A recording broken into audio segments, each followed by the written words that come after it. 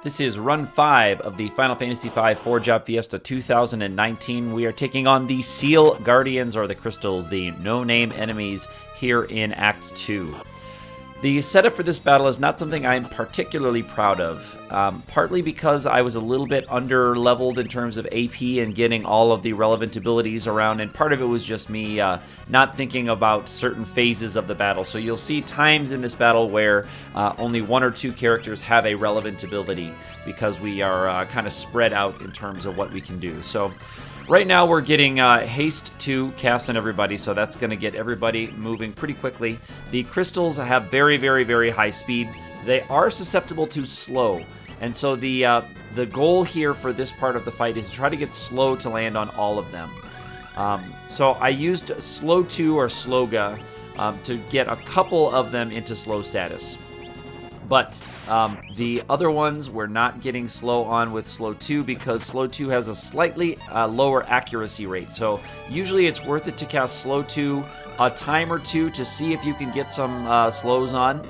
And then after that, try to use the single targeting slow on any remaining crystals, because these crystals have a very high level, so it's hard to pass the level check. These crystals are level 77. So it's difficult to kind of get over that with your characters. We are floating here because the bottom crystal does use Earthquake when it gets into its critical phase. So this is going to make us completely immune to that. So you see our Mystic Knight is working on that bottom Earth crystal to try to get it into its critical phase, because it's actually less dangerous to us in that phase than it is in its phase where it's attacking. Because these attacks, even in the back row, are doing pretty significant damage. A note about armor, if you've been watching carefully on a lot of my runs, especially on this Japanese cartridge, is you'll see that we take a lot more damage than you might see other squishier characters take. And that's for a simple reason, in that I am too lazy often and not interested in upgrading my armor as I go through the game. If we were to check our armor right now, most of our characters would still be sitting on leather armor and leather hats from the very beginning, because especially with spellcasters here, a lot of my gold needs to go to buying the spell upgrades that I need, particularly in World 2 here at the beginning of World 2, where I needed to get the next level black and the next level time magic spells. I'm really short on money, so I can't buy all of the upgrades at every shot that I might. In the English version, I might actually do that because I can see what they are and I would take time to examine them. But in the Japanese version here, I don't usually stop and think about what it is I'm buying. Occasionally, I will buy an upgrade pickup, but most of the things that I have are things I find in chests. For example, my Mystic Knight will be wearing the mithril helmet that you pick up after the battle with Magissa and Forza for most of the game, until we get to the Phantom Village. And at the Phantom Village, I do my final equipment setup where I get black robes on the mages, we'll get a rainbow dress for the dancer, and I'll get the Mirage vest for the Mystic Knight. So here are a bunch of failed attempts at slow, trying to get the Fire Crystal into the slow status. And we're taking a beating from the crystals all the while. It seems like it took longer than I was kind of thinking that it might take for this one. I've just had some bad luck on our rolls. The Time Mage does have a heal staff that he can use. I'm not sure if I actually pull it out here in this fight, because most of the time I'm trying to get that slow to land. So again, because I have slow on 3 of the crystals right now, it's not worth casting slow 2, because we want to have the higher accuracy of the regular slow spell. And my Black Mage is not floating now, so if that bottom crystal does go into critical mode, it will kill the Black Mage. But it looks like all of our attention is focused on getting slow to land.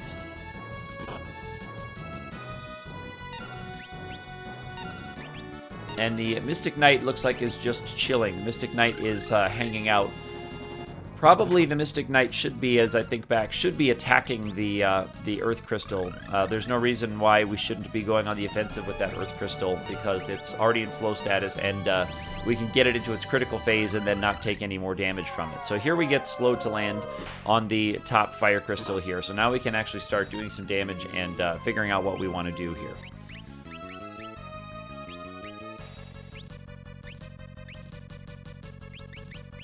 And my Time Mage is putting float on now, so now we can go after that Earth Crystal safely.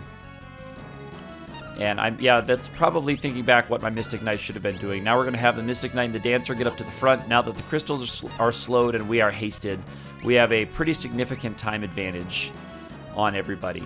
And here at this point, my Black Mage is doing kind of useless things like casting Regen, which is not the most optimal action for the Black Mage to be taking here at this point in the game. This is Drain Sword, so she's going to be picking up a little bit of life. We're going to be dancing here, trying to pull off a Sword Dance. Even the Drain Dance, the Jitterbug Dance, is going to help because it's going to do what looks like close to the amount of damage that a Drain Sword will do, 200 to 300, I guess. And we're sandbagging further with Regen. And so that's something that my Dancer and Mystic Knight could have been doing had they had Time Mage ability in them. But I actually don't have any Time Mage AP for my Dancer because I tend to, with a Dancer, I tend to put it on one character and then try to keep that character a Dancer all the way up until it's mastered, because that Dancer is a relatively easy class to master. So if I can pick up equip ribbons for somebody, that will then become my, I would probably make that my my Black Mage for the final battle, is the equip ribbons ability. So I can have a Black Mage that has the extra speed and durability to keep casting in the final couple of battles. So I don't spread my AP around super well. I try to pick everybody up as many levels of Black Mage as I can, so I try to get everyone to level 4 and then level 5 for Black Mage, because that's not super AP intensive. But usually once they've picked up Black level 5, I try to take them off of Black so that I can get another character level 5. I don't try to master Black Mage or Time Mage usually. Here's where I'm double checking that I have the Fire Rod equipped, and we're going to cast on the Earth Crystal. So there we go. Now we're kind of really on the offensive here. The Time Mage here casting Comet, not very optimal, not very reliable. If I had fought a few more battles with the Bartz as a Black Mage, I could have gotten up to level 5 Black and then maybe used something a little bit more effective than Comet for these guys. But as it was, I came in just as my characters were, because I knew that this battle would be winnable, but it's not going to look very pretty. So that's what we have here. And so there is the Earth Crystal part down. The Comet is going after the Fire Crystal and actually did pretty solid damage. So I'm just trying to remember that number now because I had kind of a mistargeting right there. So we're going after the Front Crystal. This is the Aqua Rake using Crystal. And I just got to remember that the Fire Crystal already has 1100 damage on him. And I'm having my Time Mage just defend, because we're trying to get it as close to the critical point as we can. So I'm counting hit points. Now I'm watching for all of my characters to get their abilities lined up, to get their turns lined up. And then I'm going to, I believe I want to start with a casting of Fire 3. So I'm going to let the Black Mage get a turn. We'll let everybody else's bars fill up. And then we will wait for that Front Crystal to take an action, and there it goes. And now we're going on the offensive to try to get 2 rounds of actions in and kill it before it can use Aqua Breath on it. We're hoping for good rolls on the Comet. Comet is quite random, so we're hoping for good rolls. That is not a good roll. You saw one pull out an 1100 hit point roll, and now we're hoping for a good roll on the Dance, which we do not get. We get the Jitterbug, which is better than nothing, I suppose. We don't get the Sword Dance that we were really hoping for the big damage boost. I love how fast Mystic Knights are. I really, really do. They are really tremendous in their speed. They're going to be our speedsters for most of this game. Sometimes even rivaling a Dancer with the ribbon in terms of speed, depending on who's there. And there is a big hit on the Water Crystal, so there we go. So that's why I'm using this, because Fire 3 is really the only effective black magic spell that you can use on these guys, is that. So now we're going after the back crystal. Fire will hit him, but the top crystal we cannot use Fire 3 on, so we're going to be taking a lot longer to beat down that Fire crystal, because we're going to have to do it with other means, mostly physical attacks, actually. So there I'm switching over to the Air Knife for the Dancer off of the Guardian Dagger. Or I believe I was putting the Air Knife off. Yeah, I was putting the Air Knife off of the Dancer so that it's not healing that back piece. So there's Fire 3 again. And here I paused the game to just count some hit points in my head, just doing some mental math to see if I can afford to cast a Comet, and I believed I could. And here is me pausing again to count those hit points and see, ooh, where are we in this routine? Can we afford to hang around and wait? And here I'm actually throwing a high potion onto that back crystal to get it out of critical, because as my counting went, it seemed like that back crystal would have been in critical mode, and we can't really afford to take a hit of arrow 3. So the Comet rolled way too high on the damage, and so we had to put it back up over its critical. Now we can go on the offensive, and now I'd love to see a 1200 damage Comet. Now we would love to see that. And here we get a 400 damage Comet. Not so optimal. And so we're just going full on offensive because it is in its critical mode now. And we're trying to get a sword dance, which we do, 1400, and that's enough to take it down. So yeah, I took the air knife off of the dancer. Right, so now we just have the Fire Crystal left. Remember, the Fire Crystal has already taken 1100 hit points of damage from a single Comet. Comet is going to be very effective now.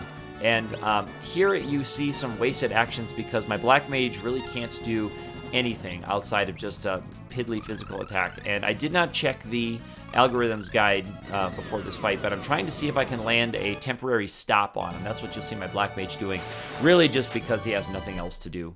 So could be defending, but instead I'm seeing if I can land stop. As it happens, I do not believe that they are susceptible to stop, because I did not land one. But I just have the Black Mage attempt to cast it while I have the other characters working him down. So the Black Mage is just trying to cast Stop. He does not have enough levels to cast Comet, so again, that's slight hiccup in how I do my leveling. If I had done a little bit more grinding, I could have gotten another level of time, and then the Black Mage would definitely have had a viable way to deal some damage in the form of Comet, the non-elemental Comet. But as it is, it's really just mostly my swingers that are doing the damage.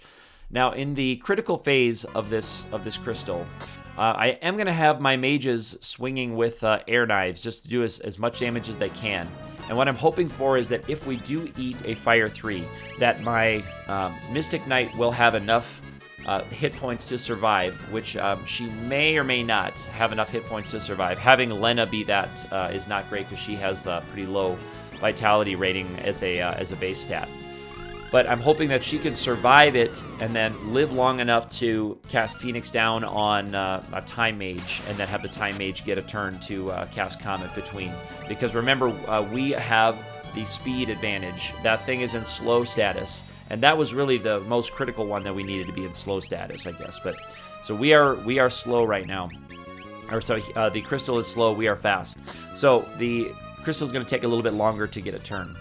And so now you see we are we're in the mode where I've got my Black Mage just up there in the front row swinging away. There's a Jitterbug. Comet's going to be what we go to all the time for the Time Mage. He does not need to be in the front row. And that was a pretty solid damage Comet. We're just going to keep swinging and hope for the best here with our regen ticks going up, keeping us at full health. It's actually did end up doing a good job keeping us alive. And that is the end of the Crystals fight, so we are on to Exdeath, and there's a rare Soot drop and a clutch Soot decline.